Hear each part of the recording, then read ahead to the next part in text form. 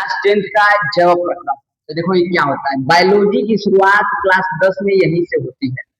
जैव प्रक्रम, ठीक है। जैव प्रक्रम को होता क्या है इसको इंग्लिश में कहते हैं लाइफ प्रोसेस, ठीक है। लाइफ प्रोसेस, ठीक है। देखो अब यहाँ पर पूरा समझने का प्रयास करते हैं। जैव का मतलब होता है, जैव का मतलब होता है जीव, ठीक है। अब प्रक्रम का मतलब होता है प्रक्रिया, ठीक है। प्रक्रम का मतलब प्रक्रिया। तो जीव में होने वाली प्रक्रिया को ही जैव प्रक्रम कहते हैं। लेकिन ये सटीक उदाहरण, सटीक थ्योरी नहीं है, बता रहे हैं। तो देखो ये जैव प्रक्रम होता क्या है। तो किसी जीव को, ठीक है, किसी जीव को जीवित रहने के लिए जो जो क्रियाएं करना पड़ता है, किसी जीव को जीवित रहने के लिए जो जो क्रियाएं करना पड़ता है, उस सभी क्रियाओं को मिलाकर जैव प्रक्रम कहते हैं। क्या मेरी बात समझे? तो कोई जीवित है, कोई जीव है, जीवित रहने के लिए जो जो प्रक्रिया करता है, उस सभी प्रक्रियाओं को मिलाकर जैव प्रक्रम कहते हैं। इतनी बात समझ आई? हाँ, तो इसके कई स्टेप होते हैं, कई प्रक्रियाएं होते हैं। तो इसमें से सबसे पहला प्रक्रिया होता है, सबसे पहला प्रक्रिया होता है, तो अभी थोड़ा सा दिमाग लगाओ और सोचो कि कौन कौन सी प्रक्रिया है जिसकी वजह से कोई जीव जीवित रहता है। मनुष्य की बात नहीं कर रहा हूँ, जीव की बात कर रहा हूँ। इस धरती पर जितने भी जीव हैं उसकी बात कर रहा हूँ। क्या क्या प्रक्रिया है जो करता है जीवित रहता है। तो पहला दिमाग में बात आ रहा होगा कि जीवित रहने के लिए सांस लेना पड़ता है, सही है। जीवित रहने के लिए हमें खाना खाना पड़ता है। ये दो चीज तो एकदम सबको आ रहा होगा, ठीक है। और भी कुछ बताओ। जीवित रहने के लिए हमें घूमना पड़ता है, गलत। जीवित रहने के लिए हमें और क्या चाहिए? हाँ, कुछ लोग पानी कहते हैं, पानी। अरे तो पानी उसी खाना में भी आ जाएगा, खाना। तो जीवित रहने के लिए क्या क्या करना पड़ता है, तो देखो बायोलॉजी के हिसाब से जीवित रहने के लिए क्या क्या करना पड़ता है। तो हम जीव की बात करें तो जो जीव होते हैं, यह जीवित रहने के लिए भोजन की आवश्यकता होती है, खाना खाते हैं। लेकिन सभी जीव खाना नहीं खाते, लेकिन सभी जीव को भोजन की आवश्यकता होती है, ठीक है। तो सभी जीव को जीवित रहने के लिए किसकी आवश्यकता पड़ेगी? भोजन। भोजन से क्या मिलता है? पोषण। तो सभी जीव को किसकी आवश्यकता होती है? पोषण की आवश्यकता होती है। पहला पॉइंट सदा सत्य रहने वाली बात है। इस धरती पर जो भी जीव है, बैक्टीरिया है, ठीक है, अमीबा है, पैरामीशियम है, मनुष्य है, छोटे छोटे जीव है, बड़े बड़े जीव है, कोई भी जीव है, पेड़ पौधे हैं, उन जीव को भी जीवित रहने के लिए किसकी आवश्यकता पड़ेगी? पोषण की। पहला जैव प्रक्रम का पहला स्टेप, पहला। दूसरा का, कोई जीव है, जीवित रहने के लिए क्या करेगा? सांस लेगा, ठीक है। तो अब बात करते हैं कि सांस केवल मानव लेता है, प्राणी लेते हैं, एनिमल लेते हैं, ठीक है। लेकिन पेड़ पौधे सांस नहीं लेते। थोड़ा सा सुनने में अजीब लग रहा है, पेड़ पौधे सांस नहीं लेते। हाँ, तो अब श्वसन करते हैं। तो सांस लेना और श्वसन में डिफरेंस होता है, अंतर होता है। तो देखो क्या होता है, जब हम इन्वायरमेंटल वातावरण के हवा को खींच के फेफड़ों में भरते हैं, तो इस प्रक्रिया को कहते हैं सांस लेना। सांस ले लिए, फिर सांस छोड़ेंगे। तो यह केवल मानव और एनिमल जंतु करते हैं, लेकिन पेड़ पौधे ये नहीं करते। लेकिन आ जाता है श्वसन की प्रक्रिया। तो श्वसन की प्रक्रिया में ग्लूकोज टूटता है, एनर्जी बनता है। यह श्वसन की प्रक्रिया पूरा जीव करता है, इसको भी बताएंगे, ठीक है। तो पूरा जीव क्या करता है? श्वसन करता है, श्वसन, रिस्पायरेशन। दो गो कंपलसरी है लाइफ जीव को जीने के लिए। अब तीसरा का पॉइंट आ जाते हैं, तीसरा का नंबर पे जीवित रहने के लिए क्या करता है। तो एक मनुष्य के शरीर में या किसी भी जीव के शरीर में कुछ ना कुछ लिक्विड पाया जाता है, और लिक्विड एक जगह से दो जगह मूवमेंट करता है। दो जगह मतलब दूसरे जगह तक मूवमेंट करता है। एक जगह से दूसरे जगह लिक्विड मूवमेंट करेगा, और उस मूवमेंट की वजह से न्यूट्रिशन, वाटर, सब कुछ मॉलिक्यूल्स जो होते हैं एक जगह से दूसरी जगह जाते हैं। अगर यह प्रक्रिया न होता तो वह जीव जीवित ही नहीं रहता, ठीक है। तो उस प्रक्रिया को कहते हैं परिवहन, ठीक है, परिवहन। तो अभी तक तीन प्रकार के जो हैं, ये तीन स्टेप हैं जो मानव को जीवित रहने के लिए बहुत कंपल्सरी है। मानव नहीं, जीव को जीवित रहने के लिए कंपल्सरी है। इसमें एक स्टेप और आता है, ठीक है, वह होता है कि इस सब जो खाएगा पिएगा और शोषण करेगा परिवहन करेगा तो उसके शरीर में कुछ अपशिष्ट पदार्थ बनते हैं, टॉक्सिक पदार्थ बनते हैं, जहरीले पदार्थ बनते हैं जो शरीर के अंदर होते हैं। ठीक है, उसको शरीर से बाहर निकालना पड़ता है। अगर वह शरीर के बाहर नहीं निकलेगा तो उसका जो जीवन जीने की प्रक्रिया है उसमें समस्या उत्पन्न हो सकती है और वह डेड कर जाएगा, मर जाएगा। ठीक है, तो ये एक प्रक्रिया भी बहुत महत्वपूर्ण है कि अपशिष्ट पदार्थों को शरीर से बाहर निकालना, तो इसको कहते हैं उत्सर्जन। ठीक है, क्या बोलेंगे? उत्सर्जन।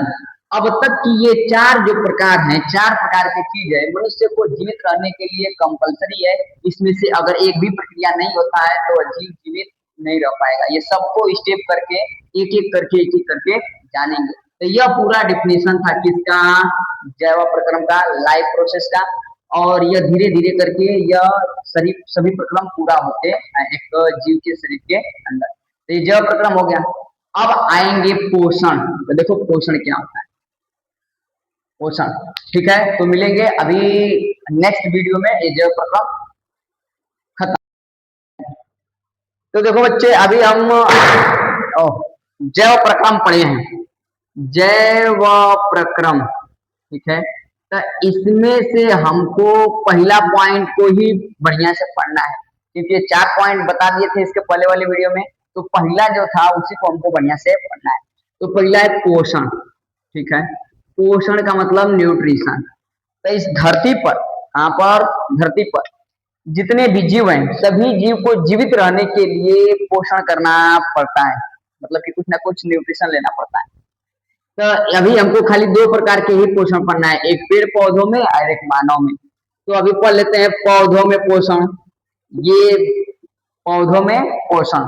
ठीक है, पौधों में पोषण। अभी दूसरा का आएगा मानव में पोषण। ठीक है, मानव में पोषण, मानव पोषण। तो इसको हम पढ़ेंगे कुछ देर बाद। पहले देख लेते हैं कि ये पेड़ पौधे अपना भोजन कैसे बनाते हैं, खाना कैसे खाते हैं, पोषण कैसे करते हैं अपना। तो आप देखिए पेड़ पौधों को तो आप लोग देखे होंगे, कोई भी पेड़ पौधा ध्यान से आप देखिएगा, पेड़ पौधों को ध्यान से देखिएगा। तो मैं एक पौधा बनाने का प्रयास कर रहा हूँ। ठीक है, ये हो गया तना, ये हो गया टहनी, और इसमें ये हो गया फूल पत्ती। ठीक है, और इसके नीचे यहाँ पर क्या होता है, सबको पता है कि यहाँ पर क्या होती है, जड़ें होती हैं, और ये जड़ें मिट्टी में होती हैं। तो ऐसा एक पौधा होगा। अब ये कैसे अपना भोजन बनाएगा? तो देखिए यहाँ पर मिट्टी हो गया, मिट्टी में होता है H2O। H2O का मतलब पानी, जल। ठीक है, जल, पानी। यहाँ पर होता है मिट्टी, तो मिट्टी में पानी होता है, जड़ क्या करता है, खींचता है। जड़ क्या किया, पानी को खींचा। तो यहाँ पर जाइलम होता है, जाइलम द्वारा पानी कहाँ गया, धीरे धीरे धीरे धीरे ऊपर गया, ऊपर जाके पत्तों में स्टोर रहेगा। ठीक है, कहाँ पर, पत्तों में, पत्तों के अंदर ही देखते हैं। अभी जो पत्ता है यहाँ पर पानी पहुंच गया, फिर उसके बाद ये पत्ते वातावरण से, पत्ते वातावरण से CO2 को लेते हैं, CO2 को, कार्बन डाइऑक्साइड को। तो अभी देखो पेड़ पौधे दो चीज लिए हैं, क्या लिए हैं, एक जल लिए हैं, यहाँ पर मैं लिख रहा हूँ फॉर्मूला, H2O लिए हैं। ठीक है, दूसर का चीज कहाँ से लिए हैं, तो दूसर का चीज लिए हैं CO2। देखो ये लिए हैं मिट्टी से H2O, जड़ द्वारा लिए हैं और गए हैं पत्तों तक, और ये लिए CO2 डायरेक्ट पत्तों से ही लिए हैं, वातावरण से लिए हैं, पत्तों द्वारा अंदर गए। ठीक, अब चला गया। अब ये दोनों पत्तों के अंदर एक जगह होता है, उस जगह का नाम होता है क्लोरोफिल। क्या नाम है, क्लोरोफिल। तो ये H2O और CO2 क्लोरोफिल के अंदर जाते हैं, क्लोरोफिल, और इसके अंदर जाके वो आराम से स्टोर रहते हैं। और जैसे इस पत्तों पर सूर्य का प्रकाश पड़ता है, सूर्य की गर्मी जाती है, तो इसमें से रिएक्शन स्टार्ट होता है, और रिएक्शन स्टार्ट होके कुछ ना कुछ भोजन बनता है। तो इस पर क्या पड़ा, पत्तों पर सनलाइट। सनलाइट मतलब सूर्य का प्रकाश। अब इन्हीं दोनों चीजों से मिलकर क्या बनता है, पेड़ पौधों की पेड़ पौधों में पत्तियों के अंदर बनता है भोजन, और भोजन सबसे छोटा फॉर्म में बनता है, ये बना रहा हूं। तो ये C6 H12O6 ये पेड़ पौधों के अंदर बना, ठीक है। ये भोजन होता है और भोजन का सबसे छोटा कण है, ये इसको बोलते हैं कार्बोहाइड्रेट यानी कि ग्लूकोज, ठीक है। ये बना पेड़ पौधों में। फिर इसके लिए जो पानी था वो कुछ एक्स्ट्रा होता है, तो अब पानी टूटता है और फिर उसके बाद कुछ H2O क्या हो जाते हैं, वाष्प के रूप में क्या हो जाते हैं, रिलीज हो जाते हैं, ठीक है। जो पानी कुछ बचा वो वाष्प के रूप में क्या हो गया, रिलीज हो गया, वाष्प सर्जन के रूप में रिलीज हो गया। अब यही बारिश के रूप में गिरते हैं, ठीक है। और ये दिखाई भी नहीं देते हैं, जैसे पेड़ पौधे में पानी ये बाहर वाष्प बन के उड़ जा रहा है, रिलीज हो रहा है, वो दिखाई नहीं देता है। जैसे गीला कपड़ा यहाँ पर हम रखे हैं और गीला कपड़ा धूप पड़ता है तो पानी इसमें से वाष्प बन के उड़ जाता है, दिखता है, नहीं दिखता है। ठीक यहाँ से भी पेड़ पौधों में से वह H2O वाष्प बन के उड़ जाता है, दिखता नहीं है, ठीक। फिर उसके बाद इसमें और क्या चीज बनता है, O2 बनता है। क्या बना, O2। O2 मतलब ऑक्सीजन, और ऑक्सीजन वातावरण में मिक्स हो जाता है और वातावरण से जब अधिक होता है तब ये धीरे धीरे धीरे धीरे धीरे धीरे पृथ्वी की सतह से ये ऊपर जाते हैं और ओजोन लेयर का भी निर्माण करते हैं। तो अब इस पर चर्चा करेंगे। पहले देख लो ये लिए क्या, H2O मिट्टी से, किसके द्वारा, जड़ के द्वारा। कहाँ गया, पत्तों में गया। अब पत्तों में क्या लिए, CO2 लिए, किसके द्वारा लिए, पत्तों के द्वारा लिए। कहाँ से लिए, वातावरण से लिए। फिर ये दोनों चीज कहाँ गए, क्लोरोफिल में। क्लोरोफिल कहाँ होता है, पत्तों के अंदर होता है। अब जैसे उस पत्तों पर सनलाइट यानी सूर्य का प्रकाश पड़ा तो इसमें रिएक्शन स्टार्ट हुआ और यह बना, क्या बना, ग्लूकोज बना। पेड़ पौधों को ग्लूकोज बना लिया, खुद बना लिया।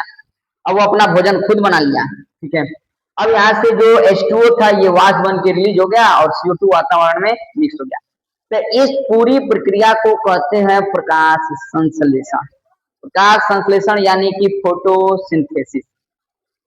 अब इसमें क्या होता है कि थोड़ा सा बैलेंस करना पड़ता है, तो देख लेते हैं एक बार बैलेंस करके। तो अगर यहाँ पर बैलेंस का मतलब कि जो यहाँ पर तीर मारे हैं, ठीक है, तीर मारे हैं, इसके इधर भी बराबर सारे मॉलिक्यूल्स होने चाहिए, तीर के इधर भी सारे मॉलिक्यूल्स बराबर होने चाहिए। तो अभी देख लीजिए बराबर तो दिख नहीं रहे हैं, तो थोड़ा सा हमको बराबर करना पड़ेगा कुछ अंक लगाकर, ठीक है। तो यहाँ पर मैं लगा देता हूँ 12 और 6, और यहाँ पर क्या हो जाएगा 6 और 6।